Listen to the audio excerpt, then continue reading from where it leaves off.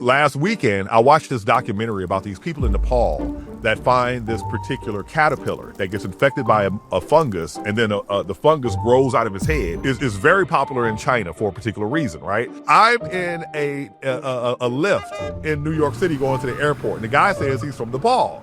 And so we chat, and I'm like, oh, by the way, I just saw this particular thing. I don't remember the name of it. He's like, oh, I don't know what you're talking about.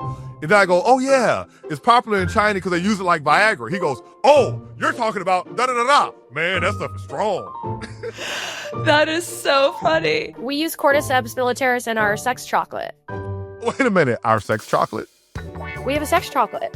Fascinating. Yeah, and Cordyceps is one of the main ingredients because Cordyceps is amazing for vitality, stamina, and when you get it in that like pure natural mountain, that stuff is like incredibly potent. Yeah. And then that is like serious Viagra, whereas we use, like what we are able to grow on a good substrate. Like obviously ours is great, but it's obvious, it's not pulled off of a caterpillar. Yeah.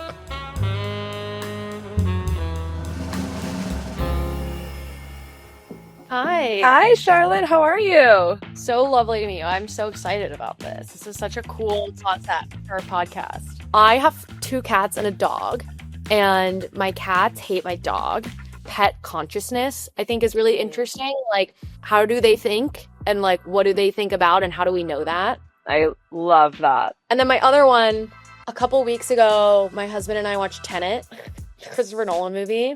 Oh yeah, that's the one that's like really hard to follow, right? Really hard to follow. It's about time and quantum physics and just like how time works, I think is like really crazy, and how there's no universal concept of now doesn't exist. Mm-hmm. Time moves slower at sea level than it does in the mountains because time is affected by the gravitational forces. Wait, what? Because time is impacted by gravitational field. So the closer you are to the Earth's core, the slower time will move for you. Yeah, I guess that makes sense. I would have never thought of that, though. No. And time also moves slower for you if you're in motion. That's like a whole other thing, too. There's a lot of shit when you get into like quantum and time that is really crazy. Okay, great. This is perfect. This is exactly what I wanted. Those of you watching this on video get a special treat because my dog just popped into the camera. Say hi, Sora. Oh, thank you. Thank you for the kisses. Okay. All right. So I just wrapped a conversation with Charlotte Cruze, the CEO of Alice Mushrooms. And her curiosity was the cosmos, the universe, time, gravity. Who are we? We paired her up with Dr. Hakeem Oluseyi. He's an astrophysicist, cosmologist, award-winning author, and the current CEO of the Astronomical Society of the Pacific. He earned his PhD at Stanford. He taught at George Mason. He holds something like 12 patents. He's worked with NASA, and he's been nominated for an Emmy. Normally, I wouldn't say go watch the video version of this podcast, but the video version of this one is going to be a total treat because like 20% of it is just me and Charlotte sitting there completely and utterly speechless, trying to process what Dr. O is telling us. He's dropping things like, we never reach a state of nothingness, and that actually there is a chance that in this generation, we will find biomarkers of life out there in the universe. And now I feel like I need to clear my meetings for the week and just go like camp under the stars with a telescope. It was just like a surreal conversation, and I'm so excited for you to listen to it.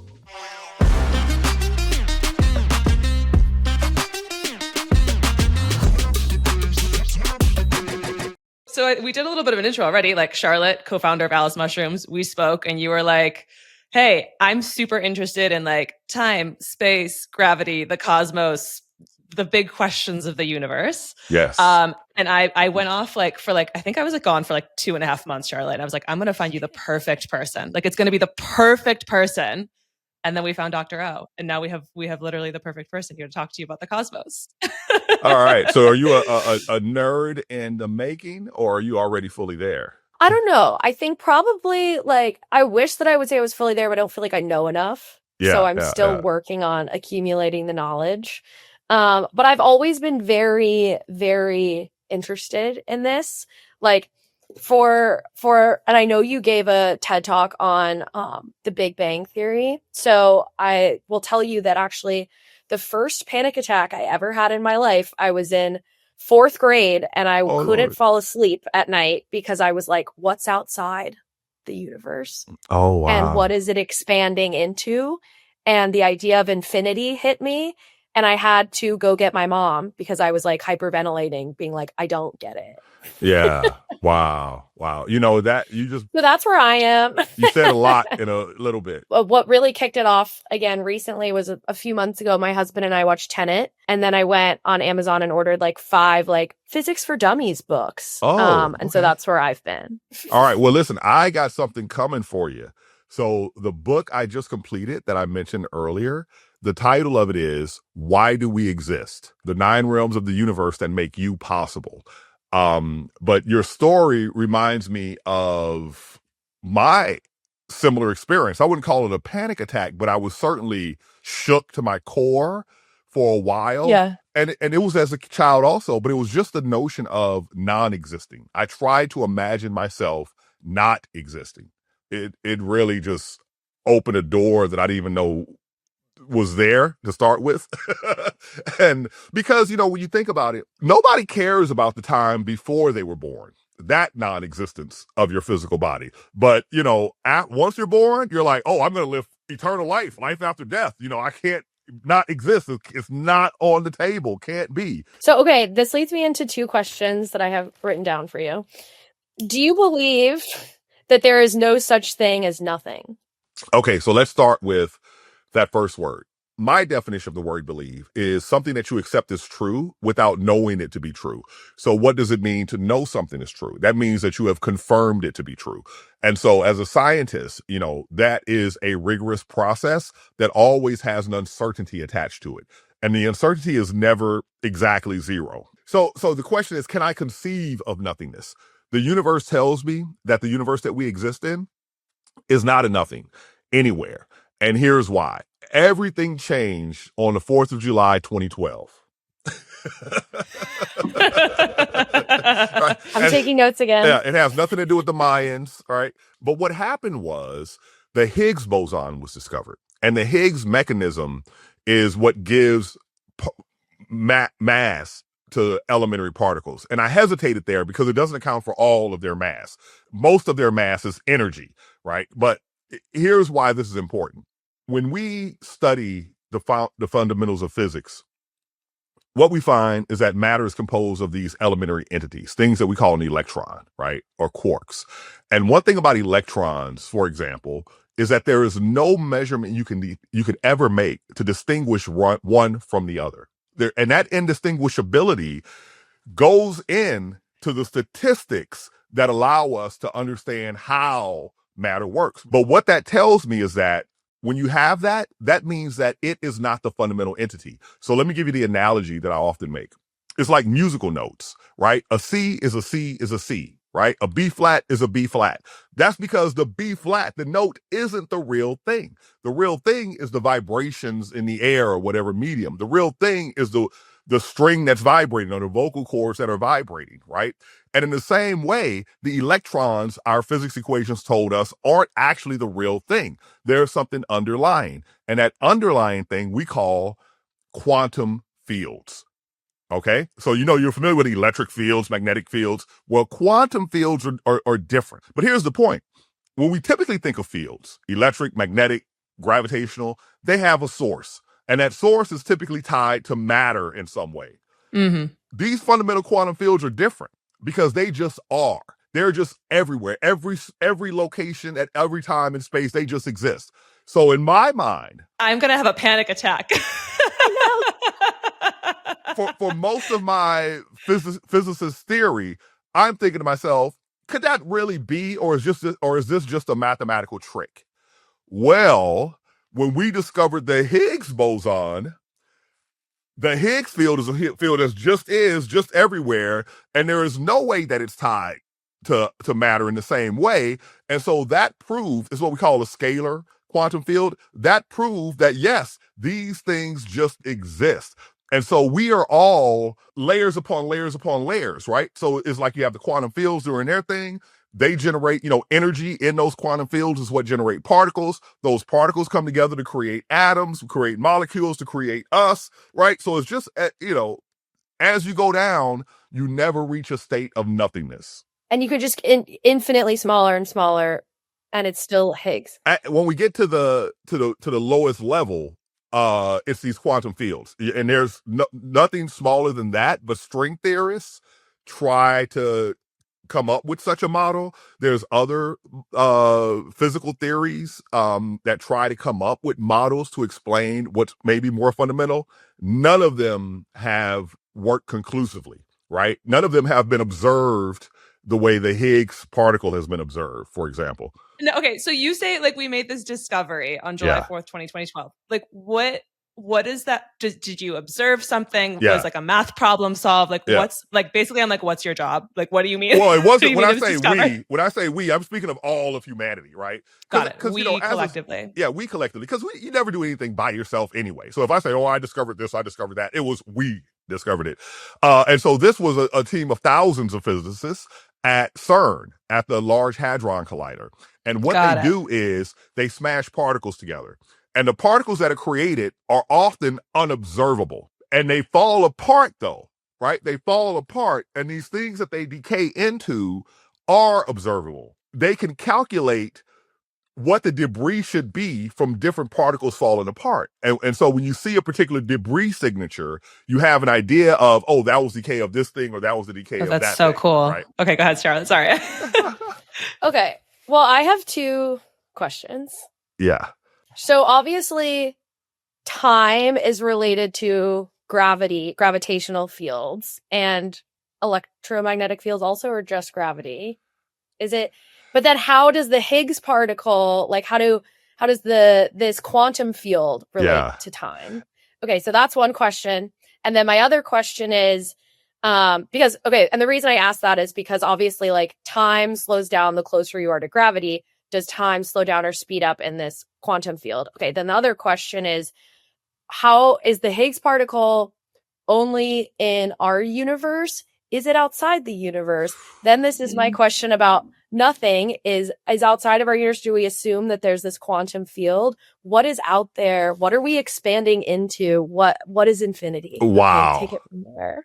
Just a little simple questions. Dear Abby. Wow. Okay. So let me. I told you I came prepared. I've been thinking about this since I was 9 years old. You have been thinking. You have clearly been thinking. So let me talk about time for a minute. So the question that we have as physicists in terms of understanding time is time fundamental or is it emergent? And so the example I say is water, right? So if you think about something that we call temperature is a measure of the average motion of things in some collection of things. So you can't speak about the temperature of a single water molecule, right? So temperature is emergent. Simultaneously, you can't think about wetness, right? Water is wet. A single water molecule is not wet. Wetness emerges out of all of that. So is time emergent or is it fundamental? My logical proof is that time is fundamental. Why is that? Because energy exists, and energy is fundamental. Energy is that which creates a change for the most part, right? Or can. And so in order for there to be a change, there needs to be a before and an after. When it comes to gravitational effects on time, what we see is that if you move faster relative to something else, time passes differently for the two of you. It's slower, right? But who's really moving? Right? So Right. So it's different is the key point. If you're at a high altitude above the earth, time is moving differently from you as comparison to where you're near the earth. So if you put both of those together, what it says is that when your energy situation is different, your time's passage is different. The thing is that, it's all relative is the point. It's all relative. There is no zero-ness as regards this passage of time. So, for example, we use phrases like the age of the universe. There is no such thing. Why? You just said it. There are these huge voids that almost have no galaxies that are like 100 million, 150 million light years across. Then there are areas where they're packed with galaxies, right? So guess what? Time passes differently in galaxies and in galaxy clusters and in galaxy filaments than it does in these big voids, right? So the voids are older than they're moving through time more quickly than the galaxies are. Take Pluto out there, right? It's moving through time more quickly than the sun is, right? Yeah. So time is local. Time is something that that you have, and what determines that rate of time is a difference in energy. If you boil it down, right? Gravity is another way of saying curvature of space-time, which is related to matter energy density. Speed is a way of saying kinetic energy, right? So, it all comes back to energy. And this quantum field is not dependent on any of these, though. Well, they are, because they do have time varying properties, and they can have energy imbued within them. And so, for example, when you watch, like, one of the questions I love to ask people over the years, because I never heard anyone else say it, is, where does light come from? And people will often say the sun. And I'm like, okay, we're in this room. There is no sun, but yet there is light. And then they'll say energy. And I'm like, no, light possesses energy. The simple answer to where light comes from is matter makes it. And when matter makes light, the identity of what the matter is and what it's doing is encoded in that light. When you were talking about time, right? Like, time technically moves slower for you, or your time moves slower if you're closer to the Earth than at altitude, or if you're the one staying still and someone's running, quite relatively. Yeah. But what does quantum have to do with that? Right. So energy moves between these quantum fields. So every time matter is emitting light, remember, electrons are a manifestation of a quantum field. Protons and their quarks, they're manifestations of quantum fields. So basically, the energy does not like the universe does not like energy to exist in the matter quantum field, right? So gravity is squeezing the energy out of the matter quantum field, sending it into the electromagnetic quantum field. Look up at night and you see it happening, right? All these collections of matter are just like, even you're doing it right now, right? You're emitting infrared light. And if it wasn't for your life process, you would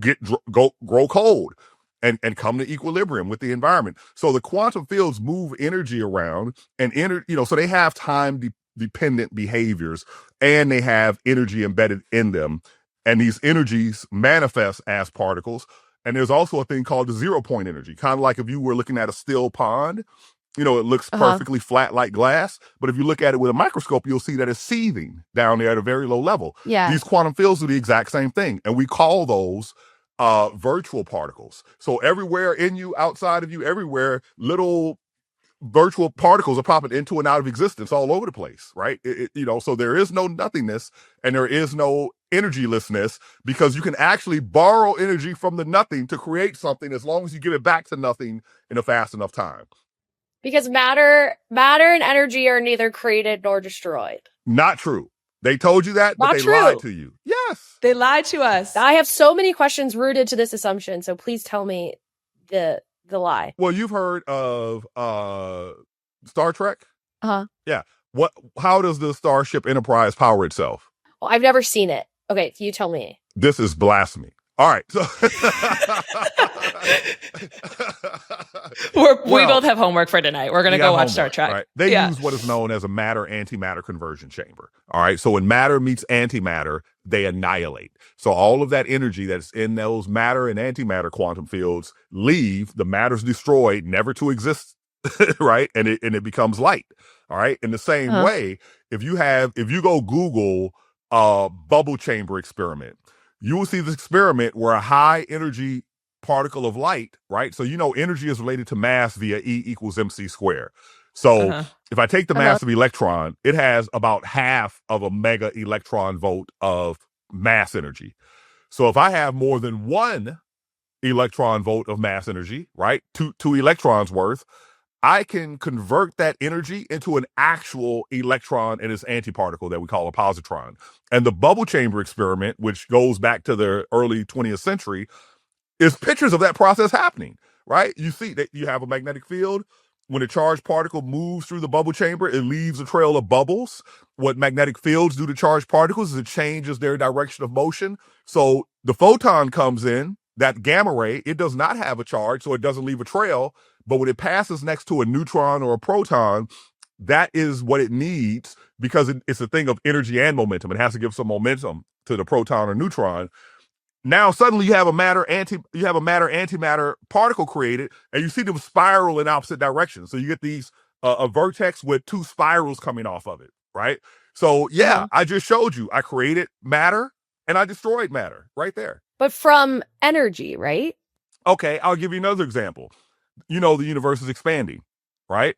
Yes. There's this thing called gravitational potential energy. Here, I take a thing and I lift it. It has more gravitational potential energy. Well, guess what happens when the universe expands? All these galaxies, there's now more gravitational potential energy in the system. Another thing that happens when light travels through intergalactic space, you've heard of cosmological redshift. That is the fact that the wavelength of the light is tied to what we call the metric of space-time. So as space is expanding while the light is traveling through it, that light gets stretched out by the same amount space expanded. And so the light goes to a longer wavelength, which means it has less energy. Where did that energy go? When you say where did that energy go, do we know for a fact that it died, or do we just not know where it went? All right. So if you go into the gory details, physicists argue about this. Is the energy, is this a violation of conservation of energy or is it not? Right. You got to look that up yourself because there's arguments on both sides. But it's an example that appears to be a loss of energy in the universe in a particular way. Okay. Wow. I just like, I'm so glad we're video recording this because my face hasn't moved from just like, oh my God, like the oh my God expression this whole time. I tell you, learning physics and traveling the world, I've been to 44 countries so far, has taught me one thing. Half the narratives are complete BS. They're not real, right? If you study history, if you study the different places around the planet, if you study the way the universe actually works, all this stuff that the adults and teachers put into our mind, it's all simplified and it's not, it ain't really truth. Well, because I imagine like truth is so hard to you're going to give 4-year-olds an anxiety attack like Charlotte over here. Exactly. So we can't be doing that, So like, what level of complexity do you get to before you have to like, okay, this is where we have to pause. For someone has to be checked into an institution. And it's happened, right? People lose their minds over this stuff. And so like, you must just move through the world. What like you see a shooting star, you like it's a cloudy day. Like you must absorb the world differently than you can't unsee it. It's just like being a media person, right? So when my first entry into media was around 1999, I started doing voice acting, right? I started taking classes, and one of the companies I did a lot of work for was MTV. All right. So I did about 5 jobs before them. And then one day I show up and they're like, oh, Hakeem, we never played your stuff for you. Here, listen.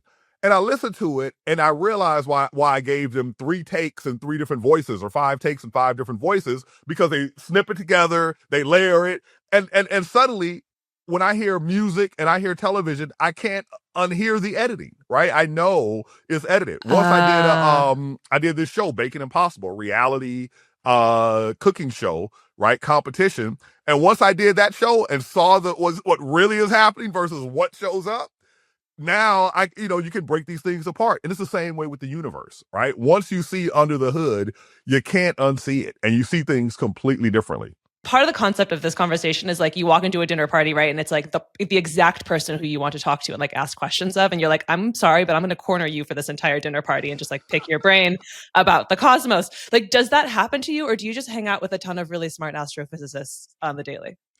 People always find this hard to believe because one-on-one, I'm pretty, I talk a lot, right?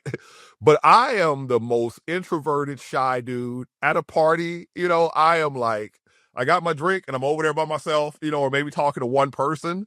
And I observe the party happening more than I tend to participate in the party. Yeah. But where it happens is in the mall. Walking and somebody's like, hey, you're that science guy. And then, like, tell me this, tell me that. And then, we'll chop it up like that. But if it's a group setting, no, I tend to be shy in those settings. But if you find me just on the street, it could happen. And it does. Yeah. The worst, though, is airplanes. Oh, yeah. You're trapped, right? You're like, gotta explain the same cosmos theory 100 times over. Yeah. Oh, that's funny. That's funny. What kind of questions do you get the most? Oh, it's a set of 3. Black holes, life in the universe, and time travel. Those are the 3 that people always want to ask about. Well, I still want to get to the answer of what you at least theorize, if you don't have a scientific answer, or believe on what is outside our universe and what we're expanding into?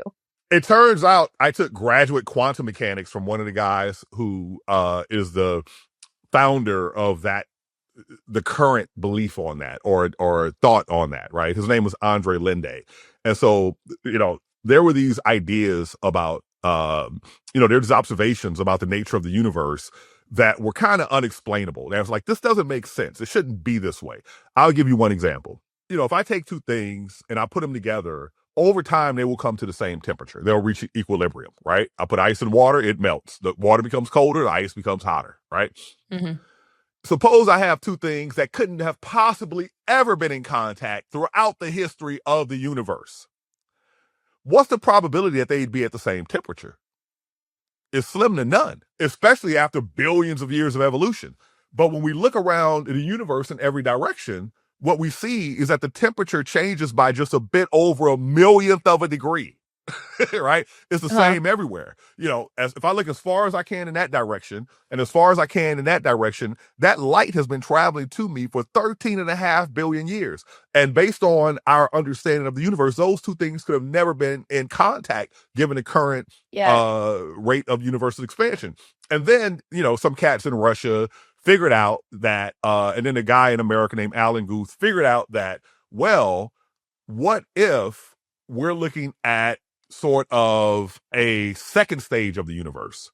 That before, what we're looking at now as being that opposite side of that of the universe, the opposite side of the universe, weren't that in the past? What if they were closer together than protons are in the nucleus of an atom?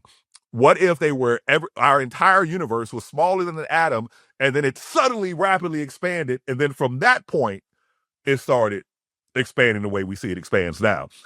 And that idea is known as inflation, cosmological inflation, this very early moment in the universe where everything did that, okay? So now you have that. And as we begin to observe cosmology, and is that part of the basis for the Big Bang, is knowing that all these things were actually once quite close? No. The Big Bang precedes this idea, right? The idea of the Big Bang, essentially started in theoretically in like the 1920s, and the 1940s, a lot of work was done. But what the inflationary thing didn't come around to the 80s, all right? And it fixed problems with that standard picture. As we took more data since the 80s, the evidence for inflation has only gotten stronger and stronger and stronger. So you would think then, what are the bigger implications? And so when you come up with a model for what it could possibly be, and of course, theoretical physicists are going to come up with dozens of models. One physicist will come up with dozens of models because no one ever notices the wrong stuff you do. If you get one right, you're on par with Einstein. You're a genius, right? So you just throw out as much as you can. And they start getting like, can't be that, can't be that, can't be that, can't be that, right? And then finally, you end up with the last survivor. And so the last survivor right now paints a picture that there is a bigger story than our universe. And our universe is one spot where that rapid expansion thing is not that it happened, is that it stopped happening. And when it stopped happening, it's called slow roll inflation. When it stopped happening, it dumped that energy into our universe and created all of the particles and everything that you see. But here's the thing. When it stopped happening in our universe, it continued happening everywhere else. All right? It continued happening everywhere else. So if when it stopped in other places, those places, because it was still rapidly expanding, are going to be so essentially far away outside of our universe that you could never intersect. So the idea becomes what we call universal inflation, that universes are popping out nonstop in this bigger story of the universe. And we're just one of those. Mic drop. I'm just absorbing. So is there like quantum space between these universes, right? Like the ones, like, are we touching them, or is there's just quantum space? There would be just some sort of quantum space. What the nature of it is, because that in each universe it can have its own values for what we call the fundamental constants, things like the speed of light, the gravitational constants, Boltzmann's constant, right? Which has to do with energy and time.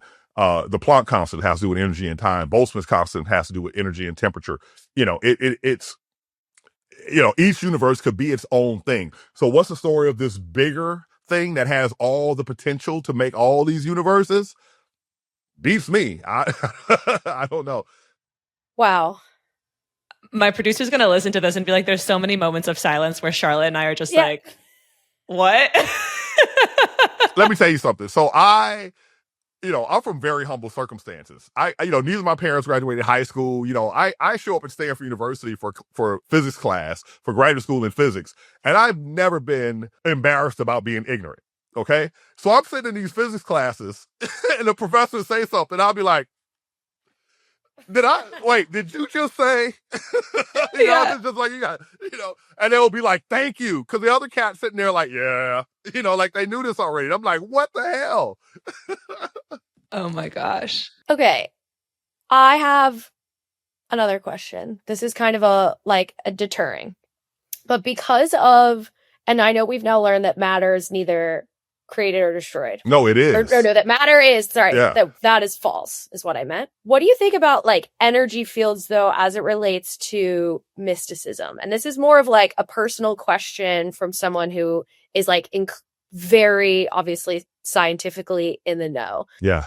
I've never subscribed to a church or to kind of a traditional way of thinking, but there's something with physics for me that when I start to dive into it, it starts to feel like, okay, there is a way to explain some things that maybe religion set out to explain, right? I've always hung on to this idea of energy and whether this could be involved with reincarnation or how energy kind of flows between two people. But from just kind of the mysticism meets physics, do you feel that there are any grounds for that? Are you as a person intrigued in that?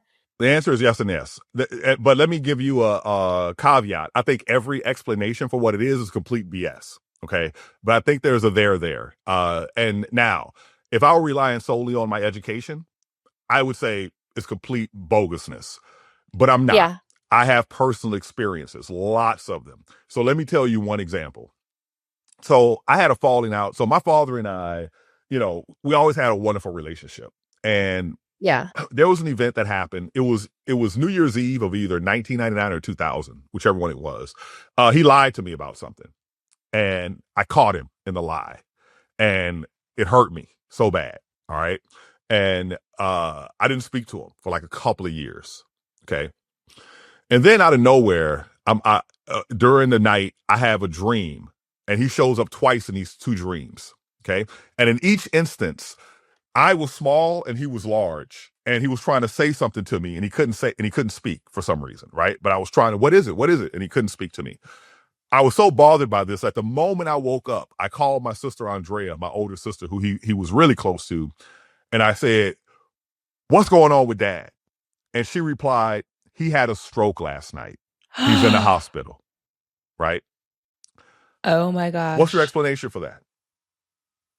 Yeah. Yeah, I got 1,000. Another, I'll give you another one. This one is a little, in today's sensitive world, it's a little gonna make some people uncomfortable, but it's the truth.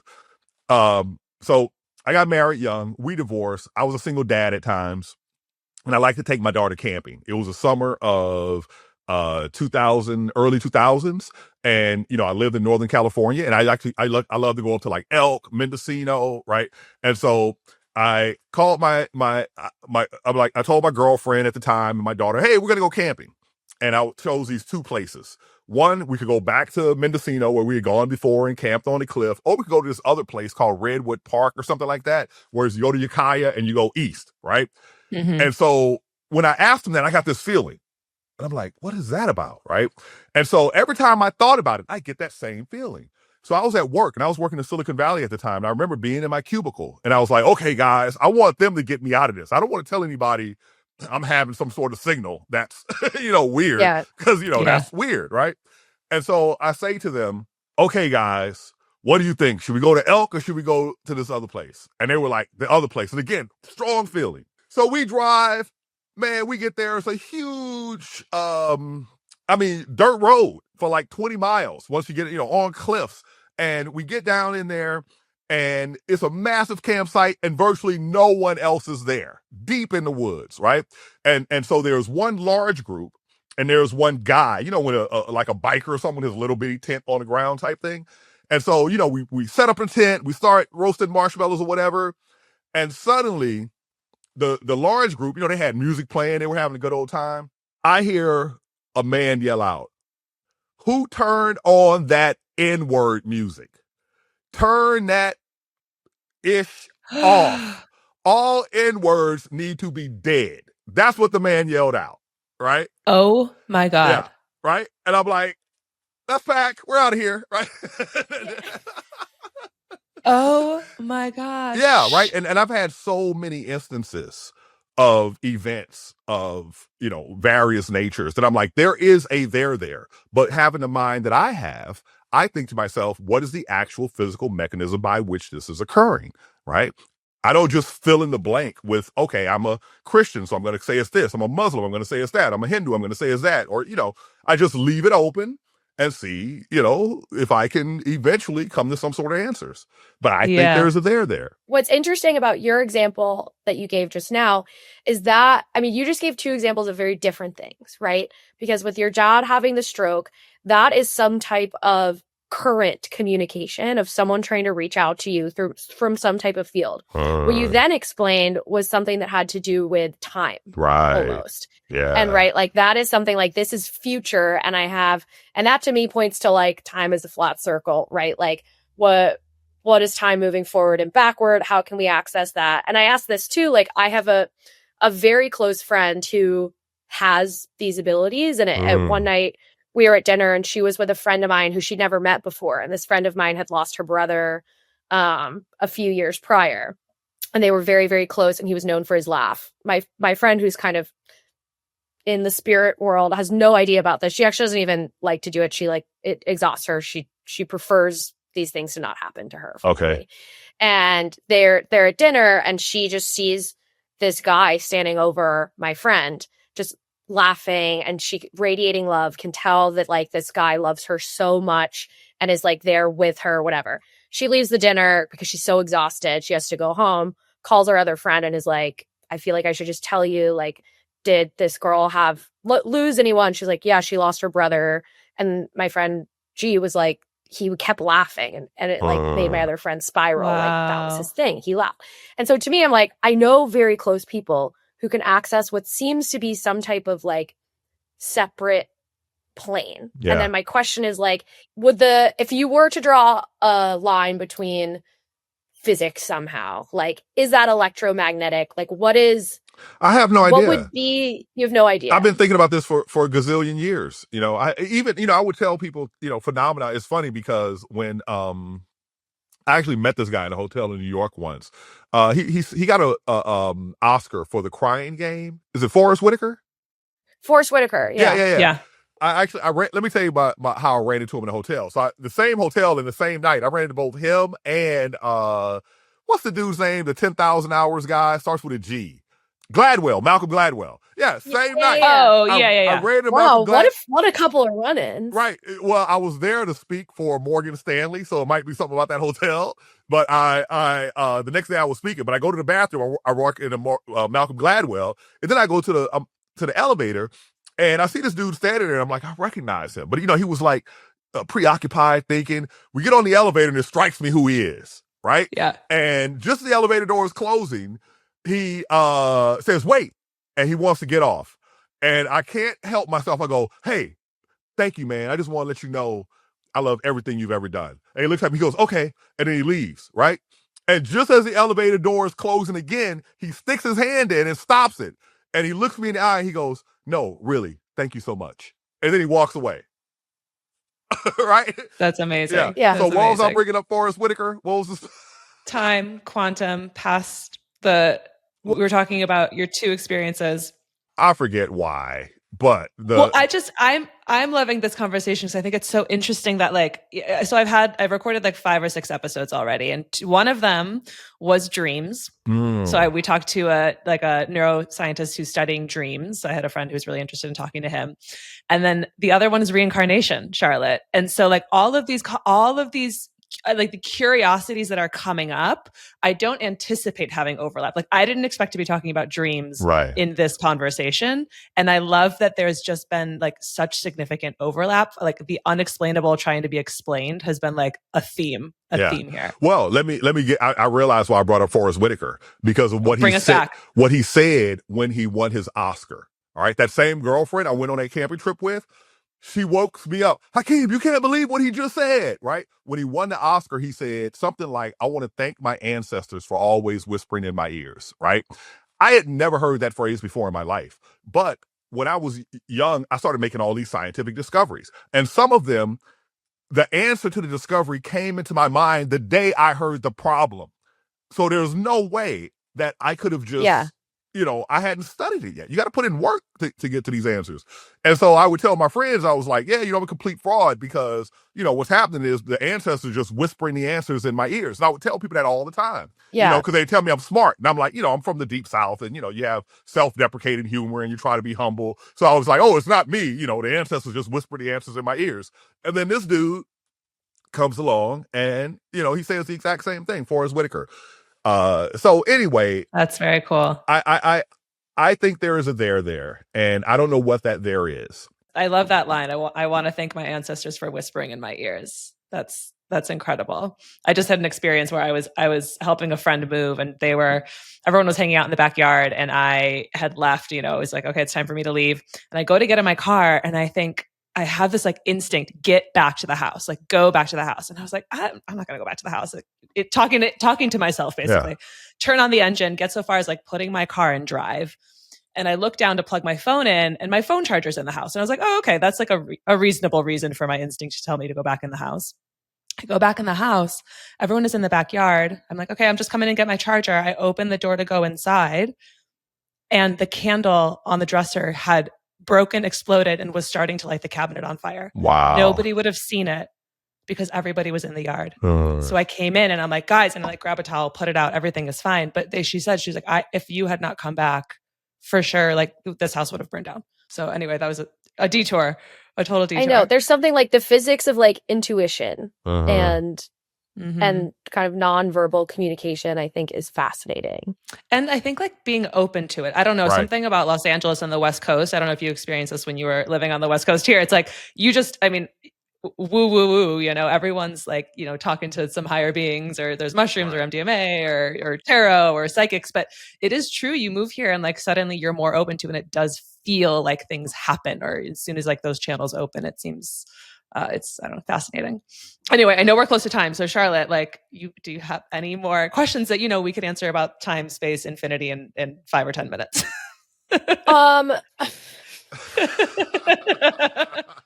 I have like, this is kind of funny. It's something I've written down here with like, and this tells you like exactly the type of person I am, which is like, obviously a business-minded entrepreneur, but someone who is also in their 30s and very interested in anti-aging, where I'm like, if I just constantly, if I like moved up to Everest and, and just stayed in perpetual motion, could that be like Botox for me? Well, I think right now the going advice is stay out of the sun. What is this new thing? NDA or something like that? NAD? Yeah, NDA plus, NAD. Yeah, NAD plus. Yeah. Yeah, well, again, it's all relative. So you will never, what's really happening is that everyone else will go forward in time relative to you, right? If you go to like Interstellar, I'm going to go hang out on a planet next to a black hole where space-time is really curved. My rate of time passage relative to others is going to be much slower. So they're going to be older than me. Right. But you're always at rest relative to yourself. So you will always age at the maximum rate relative to yourself. And that's one thing that's general about the universe, right? So when we talk about the universe, we divide it into these different parts. And the three main ones are what we call matter, radiation, and space-time. Matter moves through time at the maximum rate. And it doesn't move through space virtually at all. Radiation moves through space at the near the maximum rate, but doesn't move through time very much at all, with light being an exception to that. Because, when you ask what is light's perception of time, it doesn't make sense, because to have a perception of time, you need to have a rest frame. And there is no frame at which light is at rest. It's always moving at the speed of light. So it's kind of a nonsensical question, right? And then the final one is space-time itself, which does not move through space or time. So, we're doomed to move through time at the maximum rate. But the rate at which you move through time is yours alone. It's relative to everything else in the universe. So the idea then is, if I went up to Everest and ran around for a year, I would age. Yeah, that's obviously the same as I would in a year, but I'd come down and my friends would look worse than me. No, you would look worse. You would be older. Oh, wait. You're going through time more quickly. You're going through time more quickly. The ones on the ground. Oh, you're right. So if I sent all my friends up to Everest and had them stay still, and I stayed at, or put them up in orbit. Yeah, put them in orbit. Yeah, and then I stay at sea level in New York City and run for 7 hours a day. I'm going to look amazing. Yeah, you're going to look amazing. You're going to be like, revenge. You're going to get... Yeah. The Blue Origin women weren't thinking this when they went up in that spaceship. They were not. They didn't have this conversation. They might not have gone. But it's tiny fractions of a second. You need some serious mass energy densities or some serious speed to have a really noticeable difference. Okay. That planet that was in the New York Times a few months ago that they, like, quote unquote, might have discovered life on, that seems like a full, like almost like an ocean planet, but it has something like 50 times the amount of, is it phosphorus in the universe that we can tell. So like, and that would be something that's like, put our ocean, the life in our ocean times 100. What do you think about that? Like, do you think that we actually might find life there? If we did, obviously it wouldn't be in our generation or like in our lifetimes, right? Yeah, but no, it could be. And I think that there's a likelihood that we could find a very strong biosignature somewhere else in our lifetimes.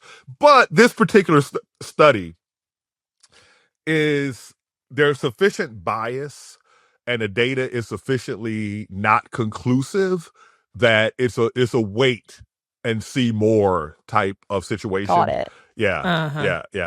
So, it's kind of like people will, these particular scientists, he suggested that these types of planets would be places to find life. And then lo and behold, hey, I find one of these types of planets and hey, guess what? It looks like it has a lot of, it seems a little bit too much like, you're finding the answer you're looking for, maybe, right? I'm not saying they did that, right? But you need a lot more evidence to say anything that's even close to there's evidence that is going to convince anybody other than the people that are doing it.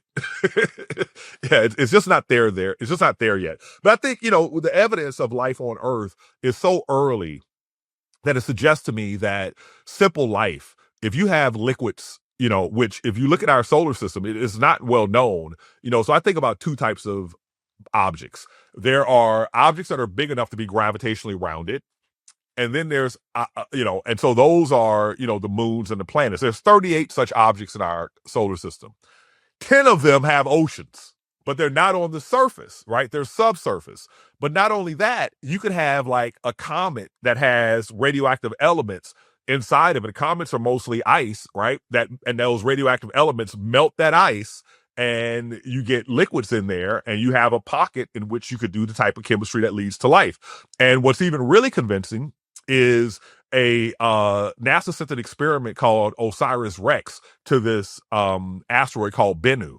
And they took a sample and the sample came back here to Earth, was sent back here to Earth. And when they studied it, they found these elements that occur, these minerals that occur in what are called evaporative pools. These are places where you have water, then it dries up, then it goes liquid, then you dry up. That's how you make those minerals. And guess what else they found? They find amino acids and the nucleotide bases that form RNA and DNA. So that type of chemistry is happening everywhere. So the very simplest things, bacteria, archaea, and viruses could be all over the place. But building up multicellular animals like ourselves, that's really hard to do. Even on Earth that had life as far back as 4 billion years ago, it still took up to like 600 million years ago, right? It took more than, it took 4 billion years roughly to make multicellular life. So. And you know what most of that early life was? Fungus. to bring it all back bring it all around. back to fungus. I love that. That was great. That full circle moment was. They used to have like before, right when I read this in a book recently, that apparently right when algae started making its way out of the ocean and kind of onto shore, which was the first life, most everything on land was fungus, and there were mushrooms the size of trees. Right, those big giant and that was columns. basically what the earth was. It was just huge, like I'm going to be like hyperbolic, but like skyscraper mushrooms, almost. And that was the entire earth. Hey, I'll tell you a funny story. When I was in New York last week, so last weekend I watched this documentary about these people in Nepal that find this particular caterpillar that gets infected by a fungus, and then the fungus grows out of its head, and so they call Cordyceps. It's a type of Cordyceps mushroom, but the caterpillar mushroom combination has a name, Yama's Grucher or something. I don't know what it is, but it's used, is very popular in China for a particular reason, right? So I'm in a lift in New York City going to the airport, and the guy says he's from Nepal. And so we chat, and I'm like, oh, by the way, I just saw this particular thing. I don't remember the name of it. He's like, oh, I don't know what you're talking about. And then I go, oh, yeah, it's popular in China because they use it like Viagra. He goes, oh, you're talking about da-da-da-da. Man, that stuff is strong. That is so funny. We use that. We use Cordyceps militaris in our sex chocolate. Wait a minute. Our sex chocolate? We have a sex chocolate. Fascinating. Yeah. And Cordyceps is one of the main ingredients because Cordyceps is amazing for vitality, stamina, general arousal. But it's like they'll harvest it naturally in China and in Nepal and Tibet because it lives up in kind of like the Himalayas. Yeah, the mountains. Get it naturally. And when you get it in that like pure natural mountain, that stuff is like incredibly potent. Yeah. And then that is like serious Viagra. Whereas we use, like what we are able to grow on a good substrate. Like obviously ours is great, but it's obvious, it's not pulled off of a caterpillar. Yeah. Wow. Charlotte, you definitely need a mushroom in your background, like on your wall. I know, right? Do you have a storefront building or are you online? We're online, but we're also nationwide in Sprouts and upcoming in Whole Foods and Target. So you'll be able to find us kind of all over the place. But alicemushrooms.com. We're on Amazon too. We're not hard to find. All right. I'll look for you. Now that you've made me intrigued. Yeah. That was like I'm so happy that we had that like overlap in the conversation, which is just 100% a part of the goal of these. So that was like absolutely perfect. I love it. That was great. We know where we can find Alice Mushrooms, Charlotte, and where can we find you? And then Dr. O, same thing goes for you. Like any kind of plugs, last things you want to I got a couple for you. So the first thing is books. First is I am the chief executive officer, the CEO of the Astronomical Society of the Pacific, which is national. In fact, it's America's first national astronomy organization. It's 136 years old. And, check us out. I'm, like I said, I come from very humble circumstances.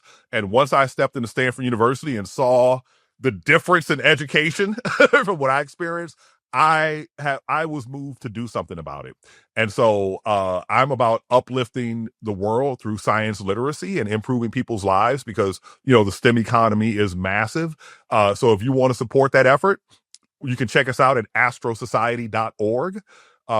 The other thing is I have a podcast with Roddenberry Entertainment, the creators of Star Trek. It's called Does It Fly? The Does It Fly podcast. And it's a great podcast. I can verify. I listened to the Goonies episode and I loved it. I have a new podcast debuting with PBS Nova in August titled Particles of Thought, where I interview, thought leaders. And this is my memoir, A Quantum Life, my unlikely journey from the street to the stars in adult and young adult version, high schoolers. Oh, cool. Right? Wow. Oh, I love the double version. That's such a cool thing to do. That's so smart. It's award-winning, 5 stars on Amazon. It's I shipped Charlotte a copy, so she did her research. Yeah, it's on my bedside table. Yeah. Awesome. It was my gift to her. Wonderful. So the new book is coming out early next year. It's titled Why Do We Exist? The 9 Realms of the Universe That Make You Possible. I'm so excited. Yeah. Can't wait to order a copy. Charlotte, how about you? Alice Mushrooms, we make functional mushroom chocolate supplements. So we have one for focus and energy. We have one for sleep. And as I said, we have one for libido and arousal. And we have a few more chocolates coming out this year, but they're all designed to harness the power of food as medicine. So, when you're able to actually eat your supplements in in a vehicle like food and chocolate that your body can recognize, you could absorb way more than you can in a capsule or a powder or a tincture, right? And it's also enjoyable and fun. So our mission is really to make wellness like solving for all these pain points people have, but putting joy in it. So you can find us on alicemushrooms.com, soon to be Whole Foods and Target, and we're nationwide in Sprouts and Amazon. Yay. This is great. Okay, I'm so glad I could connect you two. And I hope you stay in touch. I hope like we keep this conversation going. I hope you visit Brooklyn and vice versa. And, you know, maybe we can all meet up in person one day. Awesome. Would love that.